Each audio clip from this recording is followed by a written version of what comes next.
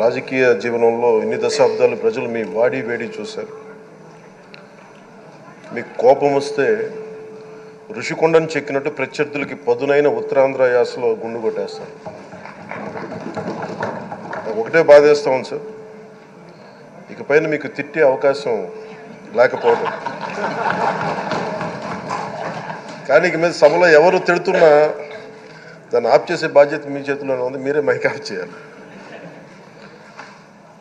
అంటే మా చిన్నప్పుడు నేను చూసేవాడు, ఒకసారి అల్లరి చేసే అబ్బాయిని క్లాస్ లీడర్ చేసేవాడు చిన్నప్పుడు మా స్కూల్లో. కానీ ఇన్నాళ్ళు ప్రజలు మీ వాడి వేడి పలుకులు, మీ ఘాటైన వాగ్ధాటి చూశారు. ఈ రోజు నుంచి రాష్ట్ర ప్రజలు మీ హుందాతనం చూస్తారు. డిబేట్స్ వెనకాల దాక్కుని సంస్కారహీనమైన భాషలని భావాలని రకరకాల మాధ్యాల్లో విరజిమ్ముతూ ఉంటారు. దాని నియంత్రణ మీ ఆధ్వర్యంలో ఇక్కడి నుంచే మొదలవ్వాలి.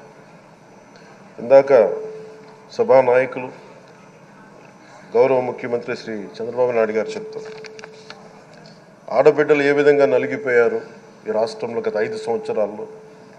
చిన్న లేదు, పెద్ద లేదు, ఎవరని లేదు. ఎవరన్నా సరే ఒక మాట మాట్లాడితే వాళ్ళు వ్యక్తిగతంగా దూషణ, సోషల్ మీడియాలో వాళ్ళని క్యారెక్టర్ అసాసినేట్ చేయటం, వాళ్ళు పెద్ద నాయకులు కావచ్చు, కార్యకర్తలు కావచ్చు, లేదా వాళ్ళకి ఎదురు తిరిగి ఒక ఒపీనియన్ చెప్పి ఎవరైనా సగటు మనిషి కూడా కావచ్చు. అది ఇక్కడితో ఈ రోజు నుంచి ఆగిపోవాలి అధ్యక్ష. అది మీ ఆధ్వర్యంలోనే మొదలవ్వాలి.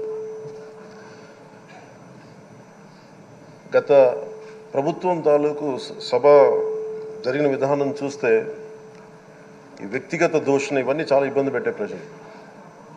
ఈ రోజున వాళ్ళకి 11 సీట్లకు పరిమితం అయ్యారు, ఈరోజు లేరు, ధైర్యం లేదు వాళ్ళకి. విజయాన్ని తీసుకోగలిగారు కానీ ఓటమి కూడా ధైర్యంగా కూర్చుకునే వాళ్ళకి స్థాయి లేదు, వాళ్ళకి పారిపోయారు ఇక్కడి నుంచి. భావంలో ఉండే తీవ్రత భాషలో ఉండాల్సిన అవసరం లేదు. భాష మనుషుల్ని కలపడానికి కానీ విడగొట్టడానికి కాదు.